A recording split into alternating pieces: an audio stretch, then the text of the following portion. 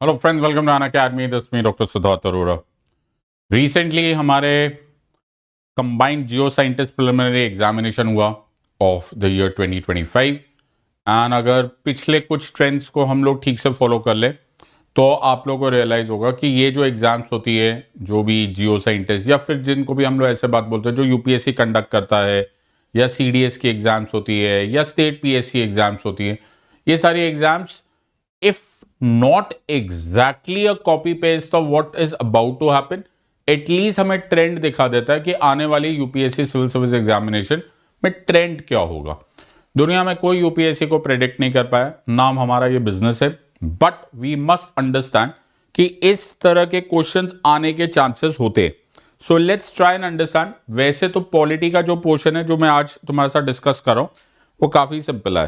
Okay, इतना simple तो मैंने ही एक्सपेक्ट नहीं किया था, और जो लोग मुझसे पढ़े होंगे आई एम श्योर कि दे उनके लिए बहुत ही स्मूथ सेलिंग है। लेकिन नॉनदलेस क्योंकि ये क्वेश्चंस आए, we must discuss them at length. फटाफट एक नोटबुक निकाल लो and let's try and address all these questions. इससे पहले कि हम स्टार्ट करते हैं, कुछ मेजर अनाउंसमेंट है and that announcement is you can get the opportunity to study from the best of the best students, best of the best exams preparation, आप और आपको बेस्ट द एजुकेटर्स मिल जाएंगे एट नियरली 50% ऑफ। प्रीलिम्स 2026 के लिए अगर आप target करो तो 24,999 और मेंस 2026 में 26,999 में मिल जाएगा। इसका ऑफर 13 फेब को खत्म हो जाएगा, और सबसे इंटरेस्टिंग है कि अगर आप आइकॉनिक सब्सक्रिप्शन लेते हैं तो आपको मृणाल पटेल सर के प्रिंटेड इकोनॉमी नोट्स भी साथ में मिल जाएंगे। So this is a great opportunity. Don't forget to use the code SIDLIVE SIDLIVE। इसको यूटिलाइज करो एंड मेक श्योर कि अपने आप को एक रियल मौका दो instead of wasting your time. और ये गैम्बल नहीं है, ये तुम्हारी एग्जाम है, तुम्हारा करियर है, सोच समझ के फैसला करो। सो फटाफट हम लोग क्वेश्चंस करते हैं। पहला क्वेश्चन आते हुए तुम्हारे सामने, let's try and address each of this question. आराम से पहले क्वेश्चन रीड कर लो, फिर ट्राई एंड अंडरस्टैंड। तो ये यूपीएससी जियो साइंटिस्ट प्री 2025 पॉलिटी क्वेश्चन है। वैसे तो मैंने इसमें आंसर मार्क कर दिया है, लेकिन फिर भी हम लोग यह एक को डिस्कस करेंगे। Which are the following statements about the sexual harassment at women at workplace prevention prohibition and redressal act 2013 is or are correct? 1, it is based on guidelines emerging from Vishaka judgment of the Supreme Court of India in 1997. 2, as per the act it is mandatory for an employer even with 2 employees to form an internal committee in the workplace. 3, Vishaka is the name of the woman complainant who filed the case. तुम्हें मैं quickly अगले 2-3 minute में इस case से related सब कुछ बता देता हूं। सो पे close attention, try and understand each of this word. तो विशाखा केस, जिसकी वजह से prevention of sexual harassment at work place, जिसे पॉश एक्ट बोला जाता है, 2013 में बना एक्चुअली, उसके पीछे एक बड़ी दुखद स्टोरी है। It's a very unfortunate story. एक लेडी की स्टोरी है, उनका नाम था भंवरी देवी। भंवरी देवी उस टाइम पर एक गवर्नमेंट सर्वेंट थी in the state of Rajasthan. वो चाइल्ड मैरिजेस के खिलाफ एज अ गवर्नमेंट मुलाजिम काम कर रही थी, लेकिन एक सोशियो इकोनॉमिक बैकलैश आया, उनके साथ सेक्सुअल ऑफेंस किया गया, और जब उसको ध्यान से देखा गया तो वो एक्चुअली जो लॉ था, जो मिसिंग लॉ था, वो था sexual harassment at work place. Bhanwari Devi का ये केस एक्विट हो गया इन द सेंस कि जो परपिट्रेटर्स ऑफ द क्राइम थे वो एक्विट हो गए। उस टाइम पर एक जयपुर बेस्ड एनजीओ सामने आया, और वो एनजीओ था Vishakha. So Vishakha is not the name of the women, women का नाम एक्चुअली भंवरी देवी था, बट विशाखा उस एनजीओ का नाम था, एडवोकेट नैना कपूर। और विशाखा ने फिर एक PIL फाइल किया इन the honourable supreme court. Honourable supreme court ने नोटिस किया कि sexual harassment at work place नाम का लॉ ही नहीं है। इन अदर वर्ड्स एक वैक्यूम है, एक खालीपन है, लेजिस्लेटिव वैक्यूम है। तो उन्होंने विशाखा गाइडलाइंस दिया। विशाखा गाइडलाइंस एक सेट ऑफ गाइडलाइंस थी जो उस टाइम पर ऑनरेबल सुप्रीम कोर्ट ने सारे स्टेट गवर्नमेंट्स को दी थी कि मेक श्योर कि जब तक पार्लियामेंट एक स्पेसिफिक लॉ नहीं बना देता तब तक आप इन गाइडलाइंस को फॉलो करो। तो वो जो गाइडलाइंस है उनको विशाखा गाइडलाइंस बोले, emerging out of this Vishakha judgment. फिर उसके 15-16 साल के बाद अबाउट 2013 के अप्रॉक्स हमारे पास एक लॉ बना, जो पार्लियामेंट ने लॉ बनाया, which is the posh act, the prevention of sexual harassment at work place act of 2013। इसको शॉर्ट में पॉश एक्ट बोला जाता है। अब इस लॉ को वैसे तो हमने काफी डिटेल में किया है, but in so far as this question is concern, as per the act it is mandatory for an employer even with 2 employees to form an internal committee in the workplace. Sorry, it is not 2 employees, it is 10 employees. So एक internal committee, एक internal complaint committee बनाई जा सकती है, लेकिन वो mandatory तब होती है जब आपके पास 10 वो एम्प्लॉयज हो। सो इन शॉर्ट, अगर हम पहला वाला देखेंगे, it is based on guidelines emerging from Vishakha judgment, absolutely correct. ये सेकेंड वाला चॉइस में 10 होने चाहिए, और विशाखा उस नेम ऑफ द वुमेन का नाम नहीं है, एक एनजीओ का नाम था। Having said so, 1 is correct, answer is a. इस तरह से अगर तुम्हें सब्जेक्ट इन एंड आउट आता हो, यूपीएससी हो, चाहे कोई भी स्टेट पीएससी हो, चाहे जियो साइंटिस्ट हो, you will never be confused. I hope you understand. Answer of course is A. Let's look at the next question. तुम्हारे सामने, read carefully. So with reference to Article 16 of the Constitution of India, आराम से पढ़ते, 16, तो अपना ध्यान फटाफट constitution की तरफ जाओ। Okay, which of the following statements is or are correct? Nothing in this article shall prevent the state from making any provision for the reservation of appointments or posts in favor of any backward classes of citizens. 2. The state can deny a woman to be appointed as a doctor in the army medical institutes on account of pregnancy. 3. Creamy layers among the backward classes of citizens are determined by income criteria only. तो quickly इसको answer दे देते, ABCD खेलने की आदत बंद करो। Okay, इतना अच्छे तरह से तुम्हें सारा सब्जेक्ट आना चाहिए कि पूछ लो भैया जो पूछना, हम आंसर दे देंगे। सो लेट्स लुक एट आर्टिकल 16। तो आर्टिकल 16 ऑफ द कॉन्स्टिट्यूशन की लैंग्वेज क्या है? आर्टिकल 16 ऑफ द कॉन्स्टिट्यूशन बोलता है, the state shall provide equal opportunity in public employment. State shall provide equal opportunity in public employment and there will be no discrimination on the grounds of race, religion, caste, sex, place of birth, descent and residence. तो इसमें equal opportunity in public employment की बात की गई है। अब इस equal opportunity में 16(1) हो गया, 16(2) हो गया, एटसेट्रा हो गया। फिर आया article 16 sub clause 4। Article 16 sub clause 4 बोलता है कि शेड्यूल्ड कैस्ट, शेड्यूल्ड ट्राइब्स और बैकवर्ड क्लासेस, जिनको बाद में ओबीसीज या socially and economically backward classes बोला जाता है, स्टेट उनको लिए स्पेशल प्रोविजंस बनाया जा सकता है। हमारे यहां पे जो कॉन्सेप्ट है ना बच्चा, वो इक्वालिटी का कॉन्सेप्ट है। इक्वालिटी का कॉन्सेप्ट अरिथमेटिक इक्वालिटी नहीं है। उसमें बोला जाता है कि अगर 2 कंडीशंस या 2 ग्रुप ऑफ पीपल सेम हालात में है तो उनके साथ सेम ट्रीटमेंट किया जाए, लेकिन अगर कोई डिसएडवांटेज कंडीशन में है तो आप उसकी मदद कर सकते हो to bring him to the same level as everybody else. ये कॉन्सेप्ट इक्विटी कहलाती है, राइट, प्रोपोर्शनल इक्वालिटी कहलाती है। यही हमारे रिजर्वेशन पॉलिसी का बेसिस है, और वो article 15 sub clause 4 as well as 16 sub clause 4 से इमर्ज करता है। तो आर्टिकल 16 सब क्लॉज 4 में ये एब्सोल्युटली करेक्ट है, ये हमारा कॉन्सेप्ट ऑफ इक्वालिटी है, ये पॉजिटिव अफर्मेटिव स्टेप है, there is no ifs and buts about it, ये एब्सोल्युटली करेक्ट चॉइस है। फिर लिखा है the state can deny a woman to be appointed as a doctor in the army medical on account of pregnancy. ये absolutely गलत है। Actually हकीकत ये है कि अगर मैं आर्टिकल 15 सब क्लॉज 3 या फिर 16 का भी देखूं, तो उसमें मैं देखूंगा कि एक्चुअली विमेन के लिए तो स्पेशल प्रोविजंस होते हैं। अगर तुम यही डीपीएसपी में भी देखोगे तो मिटर्निटी रिलीफ तो actually directive principles of state policy का पार्ट है। तो डिनाई तो करना छोड़ दो, मैटरनिटी रिलीव में मैटरनिटी के समय तो you are suppose to take care of the women in the sense कि उनको पेमेंट भी होगी, उनकी सैलरी भी होगी, उनको सपोर्ट भी किया जाएगा। डिनाई करने की तो कोई सवाल ही नहीं उठता। सो this is an absolutely atrocious statement, ये एब्सोल्युटली रॉन्ग है। Number 3 is creamy layers amongst the backward classes of citizens are determined by income criteria. तो स्टोरी फिर से थोड़ी सी पीछे चलेंगे। ओके, मंडल कमीशन बना, सेकेंड बैकवर्ड क्लासेस कमीशन बना 1978 में, जिसकी रिपोर्ट आई 1980 में। 1980 की मंडल कमीशन के रिपोर्ट के अनुसार वो उन्होंने रेकमेंड किया था कि 27% एडिशनल रिजर्वेशन देना चाहिए to socially economically backward classes, जिनको हम बाद में ओबीसीज बोलते हैं। ये रिपोर्ट 1980 में आई थी, लेकिन एक्चुअली इंप्लीमेंट ये 13 अगस्त 1990 के एक office memorandum of the prime minister mister VP Singh, के दौरान हुई।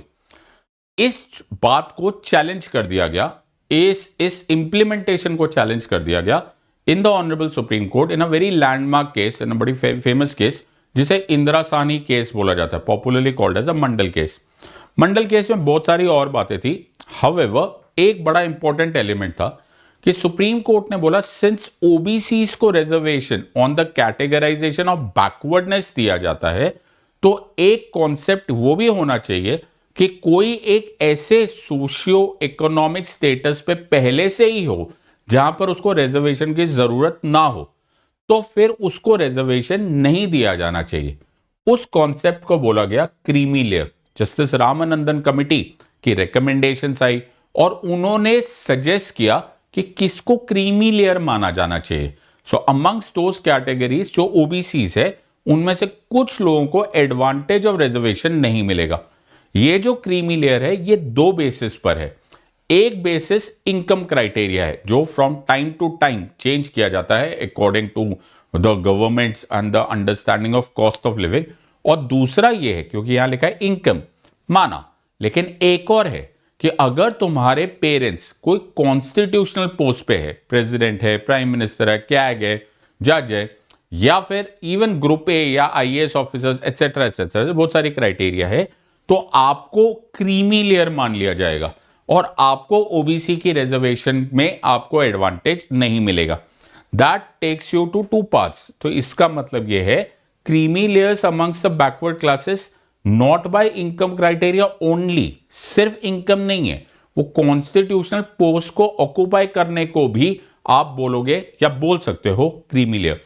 That makes first statement correct, second absurdly wrong, third I hope you are understanding it is not only. Choice is A. तो question ध्यान से करोगे, I am sure you will be able to address all of that. So let's look at next question. When the president of India is impeached for the violation of the constitution, the charge shall be preferred by the Lok Sabha, the Rajya Sabha, either house of the parliament, or the Lok Sabha followed by the Rajya Sabha. बहुत ही interesting question है ये, right. Article 61 of the constitution of India अगर आप खोल के देखोगे तो केवल कॉन्स्टिट्यूशन के आर्टिकल 61 में लिखा हुआ है इंपीचमेंट ऑफ द प्रेसिडेंट। अब पहली पार्ट तो ये क्वेश्चन ने खुद ही बोल दिया कि इंपीचमेंट तब किया जा सकता है जब violation of the constitution of India का इल्जाम लगाया जाए। अब लैंग्वेज पकड़ना बड़ा जरूरी है। वैसे तो मैं जब कॉन्स्टिट्यूशन पढ़ाता हूं तो मैं एग्जैक्ट सेम लैंग्वेज पढ़ाता हूं, but for the ease of understanding of YouTube audience जो इस टाइम पर आप लोग हो, अगर आपको नहीं समझ में आता तो जब लैंग्वेज होता है ना, the charge shall be preferred bye, charge shall be preferred का मतलब होता है ये चार्ज, ये इल्जाम शुरू कहां से होगा, कहां से स्टार्ट होगा। बड़ी लीगल लैंग्वेज है, बड़ी स्ट्रॉन्ग लैंग्वेज है।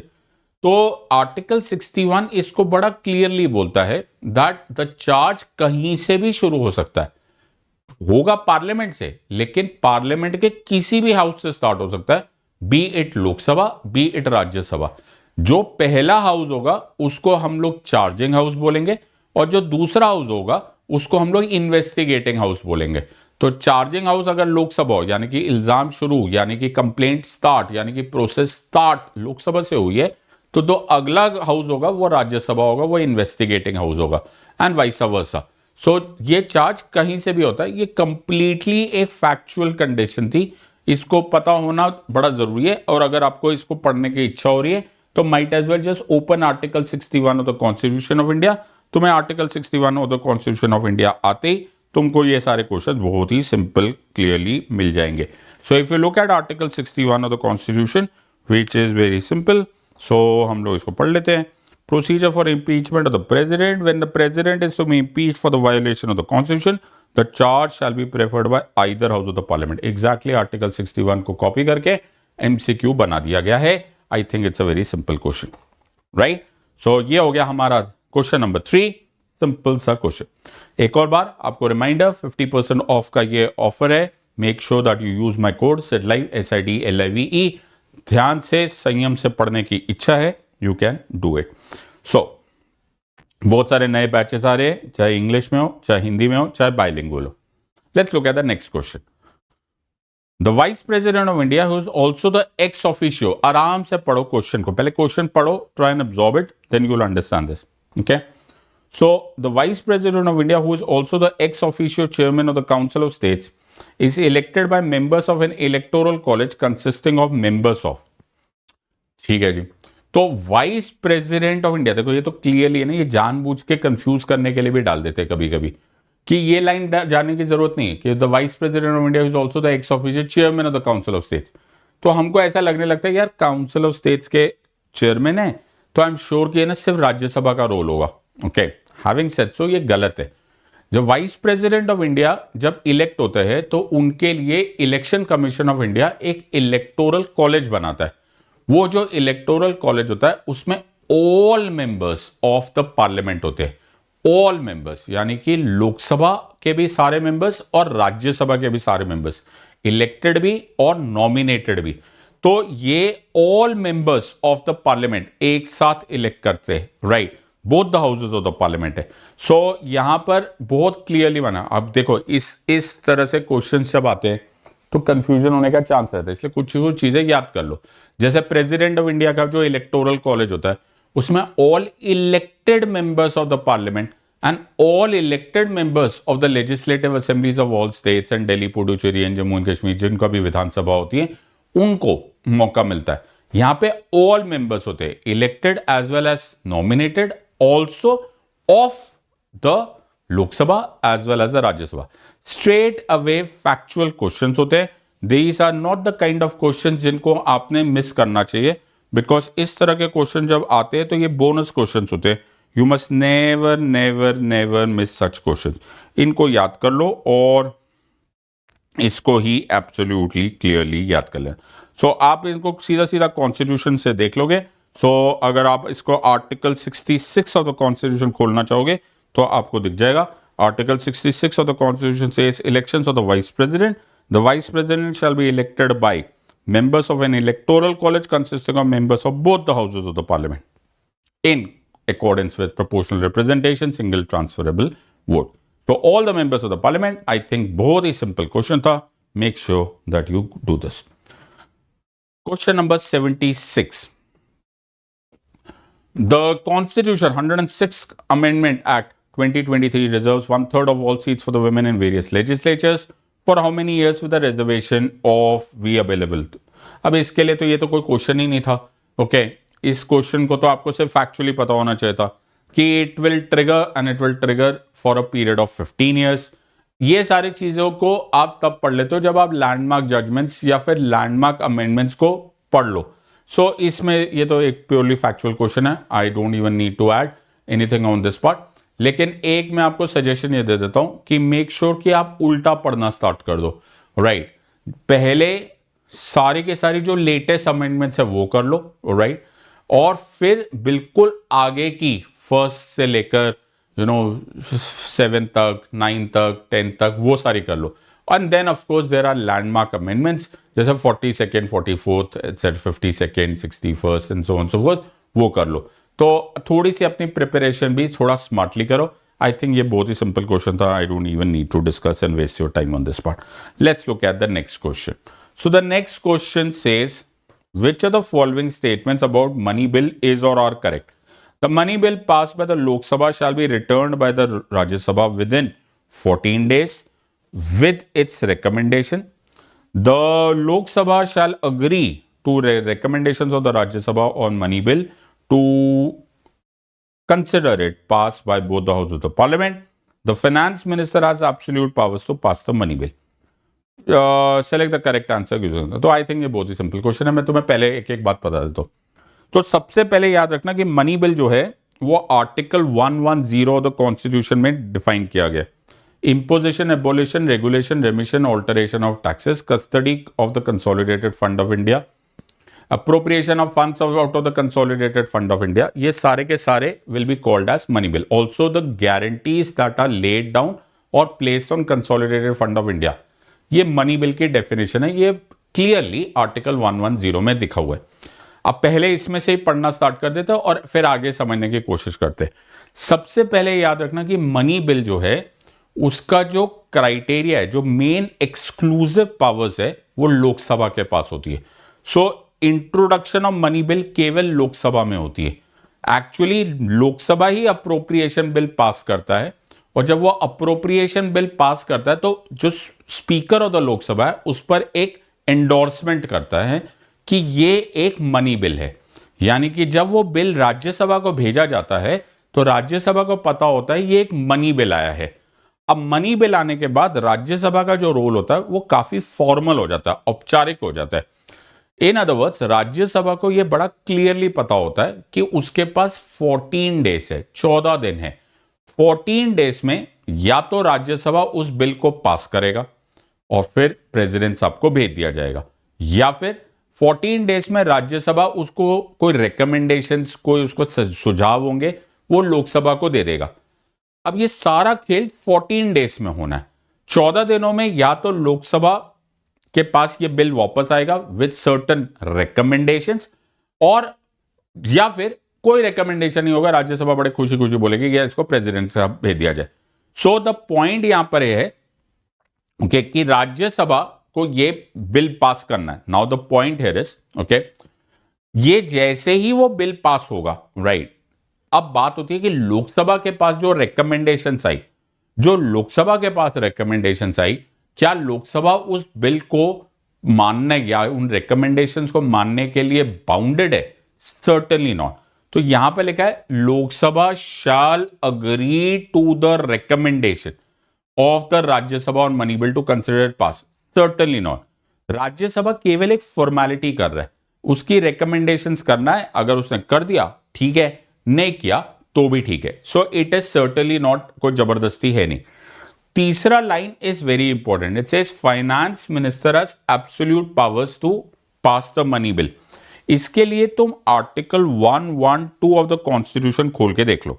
तो अगर तुम आर्टिकल 112, मैं भी खोल के देख लेता हूं, तो अगर तुम आर्टिकल 112 ऑफ द कॉन्स्टिट्यूशन खोल के देखोगे, हाँ, तो यहां पे लिखा है annual financial statement procedure in financial matters. It says president shall in respect of every financial year cause to be laid before both the houses of parliament a statement of estimated receipts and expenditure of the government for that year known as the annual financial statement. यानी कि ये ऐसा कोई जबरदस्ती नहीं है कि union finance minister ही ये एब्सोल्यूट पावर्स लेकर आता है।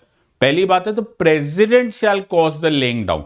अब ये कन्वेंशन बन गया है, ये प्रथा बन गया है कि union finance minister on the behalf of the president, on the behalf of the government of the day, उस टाइम पर ये लोकसभा में और बाद में ऑब्वियसली राज्यसभा में इसको प्रेजेंट करते हैं। एब्सोल्यूट वर्ड ऐसे भी बड़ा रिस्की वर्ड होता है पॉलिटी में, तो थोड़ा सा ध्यान से देना। इन अदर वर्ड्स, से पहली चॉइस ठीक है बट फॉर ऑब्वियस रीजन, दूसरी चॉइस एब्सोल्यूटली रॉन्ग, तीसरी choice 100% wrong. So you don't have to worry at all on और दीज। तुम 110 112 पढ़ लो। Let's look at the next question now. Consider the following statements. The idea of fundamental duties in the Constitution is inspired by the Constitution of Ireland. Fundamental duties were incorporated in the Constitution of India upon recommendation of Swaran Singh Committee. Fundamental duties are justiciable through a writ. So, इसके पीछे भी एक background story है। Fundamental duties हमारे original constitution of India में नहीं थी। Fundamental duties came far later in the day, जब 42nd कॉन्स्टिट्यूशनल अमेंडमेंट एक्ट 1976 पास किया गया। मैडम इंदिरा गांधी की सब सरकार चल रही थी। स्वर्ण सिंह, सरदार स्वर्ण सिंह मैडम के कैबिनेट के एक मिनिस्टर थे। उनके अध्यक्षता में एक कमिटी बनाई गई, उस कमिटी का नाम ही स्वर्ण सिंह कमेटी रखा गया। उनको बोला गया कि आप कुछ ऐसी रिकमेंडेशंस करें कि हमारे देश के सिटीजन्स को यह रियलाइज हो कि केवल राइट्स नहीं होते, सिर्फ अधिकार नहीं होते, सिर्फ हक नहीं होता, कुछ कर्तव्य भी होते, कुछ ड्यूटीज भी होती है। सरदार स्वर्ण सिंह कमेटी ने कुछ रिकमेंडेशंस की। उन सरदार स्वर्ण सिंह कमेटी की रिकमेंडेशंस को, वो तो उन्होंने तो सिर्फ कमेटी ने रिकमेंड किया था, उन रिकमेंडेशंस को 42nd कॉन्स्टिट्यूशनल अमेंडमेंट एक्ट 1976 में मिला दिया गया और हमारे कॉन्स्टिट्यूशन में एक अमेंडमेंट के साथ एक part 4A of the constitution को ऐड किया गया। पार्ट 4A में जो कॉन्सेप्ट डाला गया वो डाला गया फंडामेंटल ड्यूटीज का। उस टाइम पर 10 फंडामेंटल ड्यूटीज डाली गई थी। आर्टिकल 51 कैपिटल ए, फिर ABCDEFGHIJ, वो बात अलग है कि 86th कॉन्स्टिट्यूशनल अमेंडमेंट एक्ट 2002 से एक 11th फंडामेंटल ड्यूटी भी डाली गई, बट उस टाइम पर 10 ही डाली गई थी। सो अगर मैं इसमें सेकंड चॉइस देखूंगा तो it is absolutely correct. Fundamental duties were incorporated in the constitution of India upon the recommendation of Sardar Swaran Singh committee. Absolutely fine.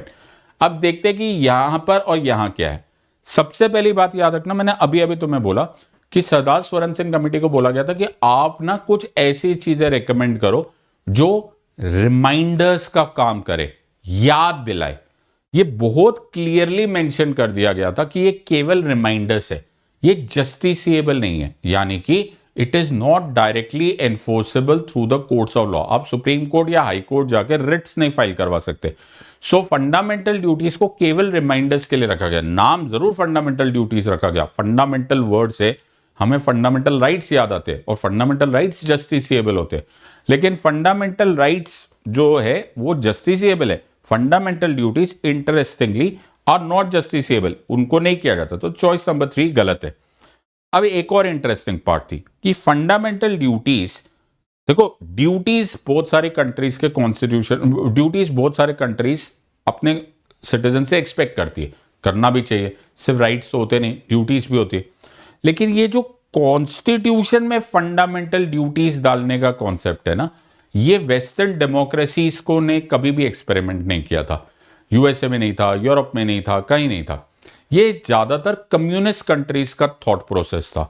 जो सोशलिस्ट, जो मार्क्सिस्ट कॉन्सेप्ट थे, वहां पर फंडामेंटल ड्यूटीज यानी कि सिटीजन्स को रिमाइंडर दिया जाता था in the form of putting it in the constitution. तो अगर आप कॉन्स्टिट्यूशन ऑफ यूएसएसआर देखोगे तो उसमें पूरा कॉन्सेप्ट ऑफ फंडामेंटल ड्यूटीज लिखा हुआ है। आज भी चाइना के कॉन्स्टिट्यूशन में फंडामेंटल ड्यूटीज लिखा हुआ है। आर्टिकल 32 ऑफ यूगोस्लावियास कॉन्स्टिट्यूशन में भी फंडामेंटल ड्यूटीज लिखा हुआ था। अब जो 1970s का जमाना था उसमें इंडिया में यूएसएसआर का काफी दबदबा था, एक पूरा ट्रेंड था। सोशलिज्म धीरे धीरे हमारे यहाँ पे बहुत ज्यादा हावी हो रहा था, इसलिए सोशलिस्ट वर्ड भी डाला गया था 42nd अमेंडमेंट से। फंडामेंटल ड्यूटीज भी एक सोशलिस्टिक टाइप ऑफ ट्रेंड था और वो इसीलिए कॉन्स्टिट्यूशन ऑफ आयरलैंड से नहीं आया हुआ, वो कॉन्स्टिट्यूशन ऑफ यूएसएसआर से आया हुआ है। So we have adopted this concept of fundamental duties not from a western democracy but from USSR. तो ये यूएसएसआर का कॉन्सेप्ट था, ये किसी और ने कहीं और से सोचा नहीं था। So let's revise the choices. पहली चॉइस गलत है, आयरलैंड नहीं होना चाहिए, यूएसएसआर होना चाहिए, सोवियत यूनियन होना चाहिए। सेकंड चॉइस एब्सोल्युटली करेक्ट है, सरदार स्वरण सिंह कमेटी की रिकमेंडेशंस थी। और नंबर 3 फंडामेंटल ड्यूटीज जो है वो जस्टिसेबल नहीं होती है, it is merely reminders. Let's look at next question. Which one amongst the following statements about directive principles of state policy is not correct? अच्छा जी, not correct पूछा गया। It is not enforceable by any court. It is enforceable by courts. Therefore, they are fundamental in the governance of the country. It envisions a social order where the inequalities are minimized of income. It strives for equal pay for equal work for both men and women. इसमें पूछा गया है which are not correct, alright, not correct. So अगर तुम इसमें choices देखो, so you don't have to worry, इसको ना ज्यादा बड़ा रिसर्च करने की जरूरत ही नहीं पड़ेगी, तुम्हें बहुत सिंपल इसका आंसर मिलेगा। So quickly flip on to the pages of the Constitution. Article 37 of the Constitution खोल के देख लो। So if we look at Article 37 कहाँ गया? हाँ, so look at Article 37. Article 37 says application of the principles contained in this part. The provisions contained in this part shall not be enforceable by any court. Huh? Not to be enforceable. It is enforceable by courts. Not to be enforceable. पहली choice ठीक है, दूसरी choice गलत है. It is not enforceable. Article 37 is very clear on this part. It is not enforceable by any court, but the principles laid down herein are nonetheless fundamental to the governance of the country.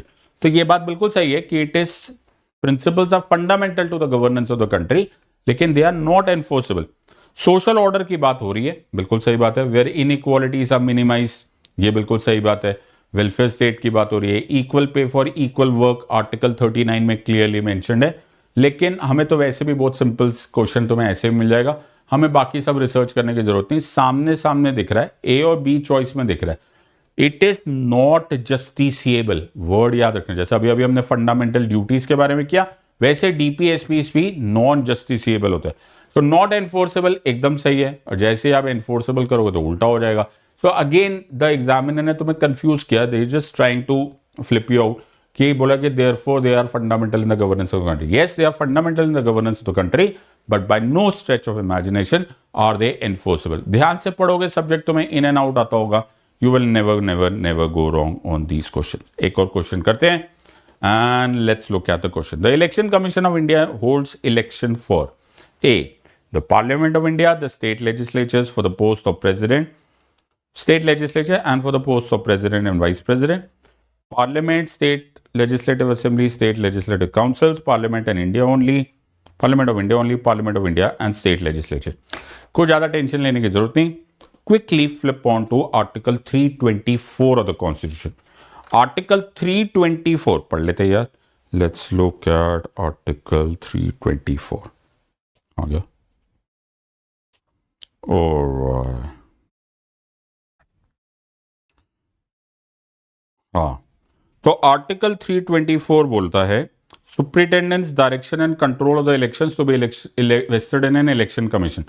बोला the superintendence, direction and control of the preparation of electoral rolls and for conduct of elections. Number 1, Parliament. Number 2, legislature of every state. Number 3, elections of the president and vice president shall be vested in an election commission. 4 की बात हुई, किसकी बात हुई है? Parliament की, सारे state legislatures की और president and vice president. Look at choice number A, parliament of India, state legislature, president and vice president. केवल यही 4 है। किसी लोकल गवर्नमेंट, म्यूनिसिपैलिटी, पंचायती राज में इलेक्शन कमीशन ऑफ इंडिया को ये पावर्स नहीं मिली हुई। Quiz, simple question, article 324, copy paste, you could have easily answered. 5 second का भी नहीं आंसर लगता, 60 सेकंड मिला होता, बाकी 55 सेकंड तुम टाइम पास कर सकते हो। There is no ifs and buts about it, simple question, you should know this part. Let's look at next question. Which one amongst the following articles of the Constitution of India provides a mandate for the implementation of the Uniform Civil Code? कौन सा ऐसा है जो uniform civil code से deal कर रहा है? Fair enough, let's try and understand. तो इसके लिए कुछ खास टेंशन लेने की जरूरत नहीं। वैसे मैं एक शॉर्टकट दे देता हूँ लोगों को याद करने के लिए। आंसर ऑफ कोर्स 44 है, लेकिन इसका तुम्हें नहीं याद रहेगा ना, तो ऐसे मैं एक स्टाइल बता देता हूँ, तुम्हें यूनिफॉर्म सिविल कोड याद रहेगा। यूनिफॉर्म होता है ना, यूनिफॉर्म मतलब सेम होता है, तो 4 and 4 सेम होता है, ऐसे भी याद रख सकते हो। So 44 is the one which deals with uniform civil code. वैसे तो तुम्हें बाकी सारे भी मालूम होने चाहिए। 41 is right to work, right to education and right to public assistance in certain cases. 47 health से रिलेटेड है, improvement of the life of people. 51 I hope you understand, हमारे इंटरनेशनल ट्रीटीज है। इनफैक्ट ये थोड़े साल पहले ये भी क्वेश्चन आया हुआ है। So we have to respect international treaties and agreements and what not. So ये सारा का सारा situation is article 51 uniform civil code, जो आजकल बड़े बातों में भी आता है। Make sure that you know it. और अगर तुम्हें बाई चांस कुछ कुछ हिंट्स याद आ रहे तो यूनिफॉर्म याद रख लेना, दोनों सेम है। 4 and 4 uniform civil code, you can easily understand. एक और क्वेश्चन कर लेते हैं। Which one of the following statements with reference to the Constitution of India is correct? Part 9 of the Constitution is about municipalities. Part 9B is about cooperative societies. Part 15 of the Constitution is about tribunals. And Part 16 of the Constitution is about elections. तो ये बड़ा ही interesting question है। Okay, अब मुझे सबसे मजेदार बात है कि ये कॉन्स्टिट्यूशंस में आने लग गए, पहले यूपीएससी या फिर कोई भी एग्जाम में नहीं आता था। So let's try and understand, appreciate each of these questions and then try and understand. तो पहले देख लेते हैं 73rd amendment and 74th amendment. 73rd amendment part 9 of the constitution panchayat को लेकर आया था। पार्ट 9 पंचायत था, इसमें तो है ही नहीं, लेकिन part 9A of the constitution municipality से डील करा था। तो you might as well open, इसको ऐसे खोल लिया करो। Okay, you can always look at, देखो ऐसे सीधा सीधा जाओ, कहाँ चला गया स्टेट लेजिस्लेचर। हाँ, तो यहां तक आ गया हमारा पार्ट 16। हमें क्या चाहिए? पार्ट 9। तो पार्ट 9 और पार्ट 9A हमको मिल गया। ये हमको मिल गया है from 73rd amendment and the 74th amendment. बहुत बढ़िया सर। सो ये हमारे पास एक क्वेश्चन हो गया. Now let's look at next. क्या क्वेश्चन है? नेक्स्ट है पार्ट 9B. सो 9B कोऑपरेटिव सोसाइटीज का था. 42nd constitutional amendment act 1976. ये सारे के सारे पढ़ते हुए चले जाना, तुम्हें बहुत सारे कॉन्टेक्स्ट मिल जाएंगे. लेकिन 42nd अमेंडमेंट में तुमको एक और बड़ा ही मेजर कॉन्सेप्ट मिलेगा, दैट इज अबाउट ट्रिब्यूनल्स. तो सबसे पहले डिवाइड करो क्विकली. पार्ट 1 को याद रखना, union and it's territory. Part 2 को याद रखना, सिटीजनशिप. पार्ट 3 याद रखना, फंडामेंटल राइट्स. पार्ट 4 याद रखना, डीपीएसपीज. पार्ट 4A याद रखना, फंडामेंटल ड्यूटीज. इनको अलग याद रख लेना. फिर पार्ट 5 जो है वो पूरा का पूरा यूनियन तक लेकर चले जाएगा. उसमें आपका सुप्रीम कोर्ट वगैरह वगैरह सब कुछ चले जाएगा. पार्ट 6 में स्टेट्स आ जाएगा. यहां तक एक स्टैंडर्ड पार्ट आ, लेकिन जो अमेंडमेंट पार्ट वाले हैं उनको आप बाद में ले आना. So let's look at for example tribunals. So जो ट्रिब्यूनल्स है वो पार्ट 14A से लेकर आए. ओके, सो पार्ट 14A में 2 आर्टिकल्स आए. एक आया आर्टिकल 323 कैपिटल ए, एक आया आर्टिकल 323 कैपिटल बी. 323A जो लेकर आया वो लेकर आया एडमिनिस्ट्रेटिव ट्रिब्यूनल्स. ए से ए याद रखना, बी से याद रखना अदर ट्रिब्यूनल्स. तो ये भी हो जाएगा. फिर हम लोगों को यहां पर था इलेक्शंस. इलेक्शंस के लिए ज्यादा चिंता मत करना. 324, 25, 26, 27, 28, 29, 324 से 29 ये सारे के सारे are part 15 of the constitution. तो तुम्हारा ये भी काम हो जाएगा. सो इसको ऐसे याद रख लेना. You will have to slightly broadly divide. एक और बात याद रखना कि जब भी किसी भी नंबर के आगे कैपिटल में कोई अल्फाबेट लिखा होता है, जैसे कैपिटल ए, कैपिटल बी या सी या ऐसा कुछ भी होगा कैपिटल, तो वो ओरिजिनल कॉन्स्टिट्यूशन में नहीं होगा.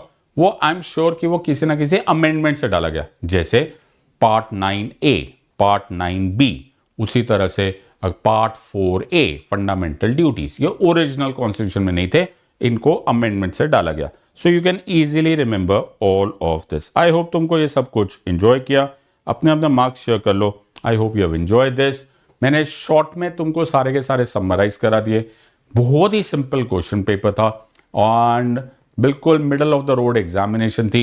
आई एम श्योर अगर तुमने ढंग से पढ़ा होगा तो you will actually crack this with and come out with handsome colors. So make sure that you do this well. इसी तरह से पढ़ाई करते रहो and Unacademy के इस ऑफर का फायदा उठाओ. Don't forget to use my code SIDLive. In the words of Unacademy, let's crack it. Until next time, God bless. Thank you and Jai Hind.